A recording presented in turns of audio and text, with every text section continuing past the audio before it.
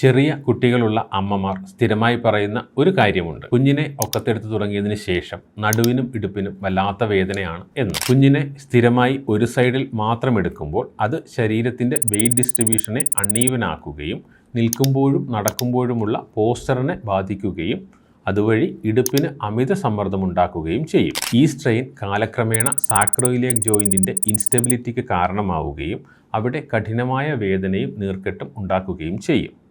അതായത് കുഞ്ഞിൻ്റെ വെയിറ്റ് ശരീരത്തിൻ്റെ അലൈൻമെൻറ്റ് മുഴുവൻ തെറ്റിക്കുകയും ആ സമ്മർദ്ദം പൂർണ്ണമായും സാക്രോയിലിയക് ജോയിൻറ്റിൽ വരികയും കഠിനമായ ബാക്ക് പെയിനിന് കാരണമാവുകയും ചെയ്യും.